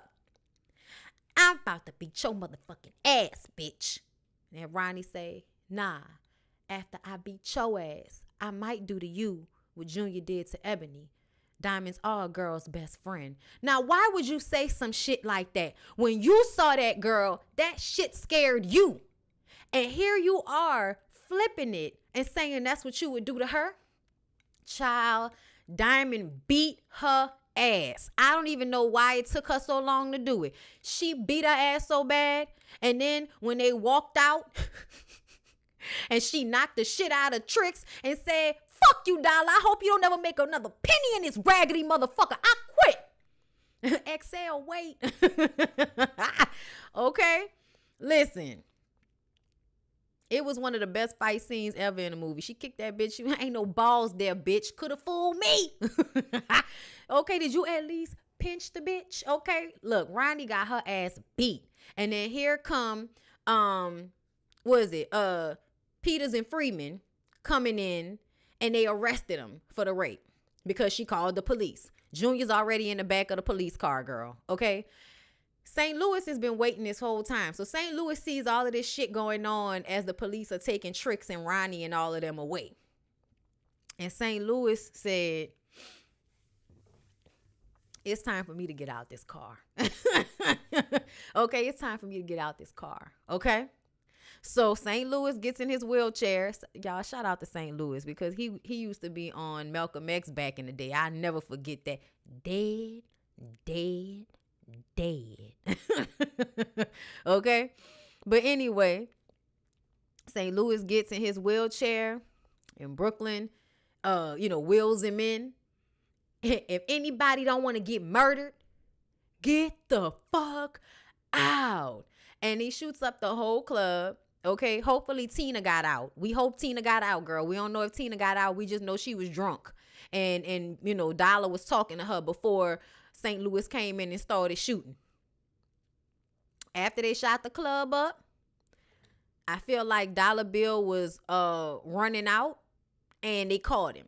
They caught him and they put him in the back of the trunk. Time to hear that pop. So y'all can just pretty much guess that they killed Dollar Bill. And then he tells Brooklyn, do something to make me feel better. Which is some gay shit if you ask me. But either way, Brooklyn then says, I'm going to do something to make you feel great. And he pulls out a rocket launcher. Nigga pulls out a flamethrower and blows up the club. Crazy shit. The type of guns and ammo the niggas is getting when they in the underworld. Okay? So now the club is no more. Diana graduated and went to become a news anchor. Blue became a DJ at a radio station. After Ebony, healed up at least halfway, she started putting church girl clothes on, ugly church girl clothes, and working down to the shoe store that Diamond used to work at. And now they got a new strip club called Club Sugar Daddies, and the cycle will continue. Because two girls looking just like Ronnie and Tricks came in there talking about, I couldn't do your job. And Ebony was like, and I couldn't do yours either. What club y'all work at? Club Sugar Daddies. Right? Girl, shut the fuck up. Girl, shut up. And then, of course, hey, girl, make that money. Don't let it make you.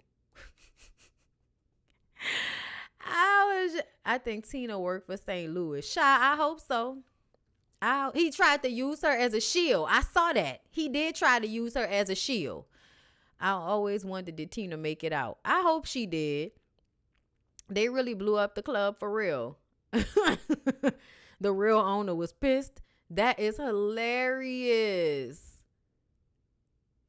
I didn't even know that. But of course, how could you fake that? Back in the day, I don't think they had the budget to fake that type of shit. St. Louis always played in Snoop's movie Bossing Up. Oh, okay. But yeah, St. Louis is still running the South. Peters and Freeman still harassing folk. Dollar Bill was never to be heard from again. Okay? Get your club on. But yeah, y'all, that was the Players Club. I hope y'all enjoyed. Ultimately, I feel like this movie taught us a lot of things. But I feel like the most prevalent thing is the thing that nobody really learned. The rape culture. The rape culture of you like sex workers, you like sex work, y'all like prostitutes, y'all like strippers, but as long as you can call those women hoes, you can run up on them at their houses, you can assault them, you can steal from them. You know what I'm saying? Like, it really is not about stripping and the act of sex work. It's really about how they allow for people to be mistreated in these environments because they feel like the people in these environments don't deserve to be taken care of, or to make sure these girls don't get harmed. They feel like because these girls have decided to be strippers, they are thrown away and they are no longer deserving of protection. Because if you really think about it, I worked in corporate America for what, almost 10 years, right? I was sexually harassed. Okay? I have been touched before when I did not want to be.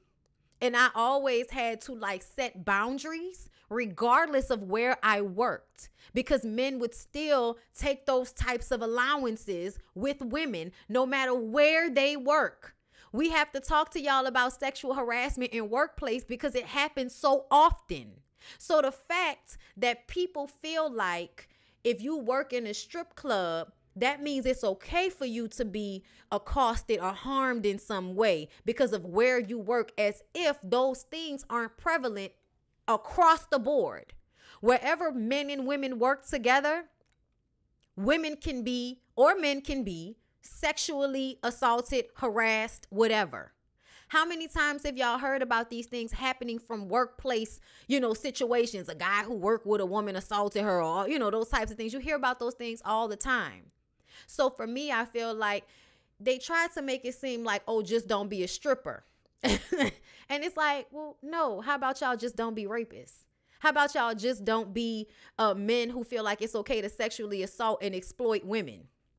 How about we just don't exploit women? How about if we want women to strip, if we want women to be prostitutes, we pay them, and then pay them what they're owed in safe environments, okay? And make sure that it's not okay for people to harm these women because of who they are, because that's really how it ends up happening. First of all, even for them to be in these positions back in the day, it was because a lot of them didn't have any other options. No access to education, no access to anything outside of the neighborhoods they lived in. And a lot of times, what makes the fast money? For men, drugs. For women, sex and selling sex. And the funny part about it is, in everyday life, all they do is sell you sex. In everyday life, right? Anita Hill, a fucking attorney that fought her way to, the likes of being around Supreme Court justices and still had to deal with being assaulted on the job and then being asked what she was wearing and what she could have done to aid in her harassment. Pubes on that lady Coke can. Do you see what I'm saying? And because she was a black woman, and then in comparison, because it's not just black women, if you put the right white woman up against the right rich person, it don't even matter who she is. It could possibly, be no justice in a situation if the man is more powerful. Don't even matter color at some point. It's about power. And that's what I'm saying. It's the misogyny of it all. That's why I feel like everybody that wants to judge the people who are on OnlyFans, I just kind of feel like, why? Y'all like this content. Y'all like looking at people's bodies. Y'all like watching people have sex and do sexual things. And now they get to do it in the safety of their homes, where they don't have to deal with people touching them or accosting them or assaulting them. I think y'all want to make the girls feel bad because you just don't want them to be able to make it, by using their sex. But you want to be able to exploit them by using their sex. Because to be clear, it wasn't women who decided to start stripping. It was men who decided to make stripping a business, as Dollar told y'all. So at the end of the day, a lot of these, sex work came from women who didn't have a choice. That's another thing. Sex work started as something where men decided they were going to overpower women physically and force them into prostitution and sex work and dancing and all of those things. They forced them to do those things. And then when women decided, no, I'm going to do this and you're going to pay me for it. Now y'all want to make the women seem like they're nasty, they're degraded, they're trash because they are stripping naked or doing sex work, even though I'm paying for it. Even though there's a $1 trillion business where people are paying for it. Y'all pay to watch porn and then y'all still get up there and try to slut shame the women who do the work. The people who do the work. I don't see y'all give Safari or any of these other men the same energy that y'all give the women who do OnlyFans. I just want everybody to stop lying and bullshitting with themselves. Nah, Bondi, that still happens with OnlyFans workers. Some of the people be getting harmed by people they do collaborations with. And that's unfortunate. It seems as if they found a way to make that unsafe too. But that's why I'm saying, shit, you better do shit at your house with just you. Okay, bitch, you better sit on a cake or a pie naked or something like that. Sex, real estate, and drugs have always been the biggest markets and producer of revenue. Okay? But anyway, they still say Tory didn't shoot Meg. She was shot in the back of the... Girl, it's exhausting. I'm 62 today and not much has changed. I was high-key happy when OnlyFans started because it kept women safe in their own environments. Me too. I felt the same way. I was like, oh, good. That way, at least they'll be safe. I was raised in a church and it's very religious and never just strippers and porn stars. Wait, what? I mean, y'all act like people don't get assaulted at church. Okay? I've noticed that for most humans, you only get respect if you can do something for them. If you can't, you don't matter. Sex workers, elderly, children, disabled, and chronically ill. Strictly business? Okay. People should be more mad about the men paying for sex work. I mean, you would think so. I really feel like at the end of the day, like sex is always going to be a part of life and we made it taboo because something's wrong with us. I'm going to just go ahead and keep it a buck. But I feel like in anything, if it is regulated, if we change the toxic masculinity that it's wrapped up in, you know, I know a lot of people judge strippers and sex workers. I did too growing up. That's what we was taught to do. That's what we were taught to do. But essentially, when you really look at it and you become an adult, you realize, first of all, whatever somebody else is doing with their body ain't got shit to do with you, first of all. Then you should realize you don't want nobody judging you for whatever the fuck you do with your body, second of all. And then third of all, you be real with yourself and look around and see how many people love going to sex shit. How many people love talking about sex? How many people love having sex? How many people are obsessing about sex? How many people watch porn? How many people love burlesque shows and strip clubs and just watching people or women be beautiful and sexual? It is a high demand business. So why are we still acting like everybody doesn't partake in it in one way or another? Everybody partakes in it in one way or another.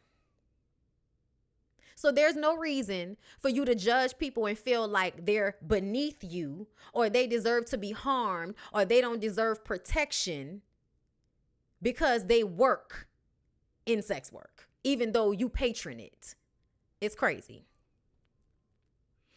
When I lived in California, they went after the sex workers, not the Johns, because the Johns are men. and probably men in business, affluent men. You know, my husband and I love strip clubs. Child, me too. If there is a job, there is a demand for that job. Exactly. I just feel like, you know, in any situation, it's all about the person. It's all about personality. It's all about how you look at it. Like Diamond said, just stay professional. And I feel like there's a way to do that. Oh, y'all know I said I was gonna perform in a burlesque show at some point because my homegirl does it, and I love it. It's so empowering, especially because everybody has natural bodies, and you know, just be with all of this confidence. And I feel like it takes a lot of confidence to do that. but you also should be protected. Like nobody should be able to touch you, or do anything you don't want to have done to you simply because you dance with your clothes off. Like that's crazy. If religion was a part of my life, I would be a stripper. I think Players Club did that to me, because essentially there shouldn't be anything wrong with you dancing naked and then people admiring how beautiful you look dancing naked.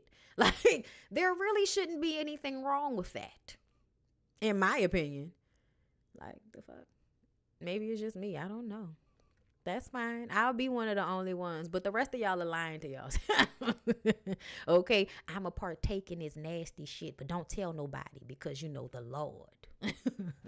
I think part of the reason they go after sex workers is because some of the workers prey on the Johns. Oh, do they? The pimps assault the men and steal the money, blackmail them. It's all wrong, though. Yeah, no, I feel like that's bullshit. I feel like that's the risk you take. But again, that comes in with the business not being regulated and being deemed as underworld. People are going to get hurt in situations when things aren't regulated. The strippers, the women who work, get hurt more than the Johns, okay? Because sometimes it's a part of the John's kink to hurt the women. So yeah, no, I feel like as a man in the situation, if you're going to go out there and offer to buy what you looking for, then you're not better. Like you're putting yourself in harm's way, just like the girls are putting themselves in harm's way. And what we really should be focusing on is who's doing the harm. The dancers aren't doing the harm, people. Talking about predatory. Nigga, stop being so easily preyed upon. How you gonna come over here and then act like a victim? Stay from over here then. Child, that's why I ain't never felt bad about some of them men. Them men be out here looking to assault girls and y'all get mad because the girls be robbing some of these niggas. Anyway, Flirty Girl Fitness was so popular for pole dancing fitness in the early 2000s. What happened to them? That was Jennifer Williams' spot. Oh, well, I mean, child, they still do it. Josephine Baker is the OG, okay?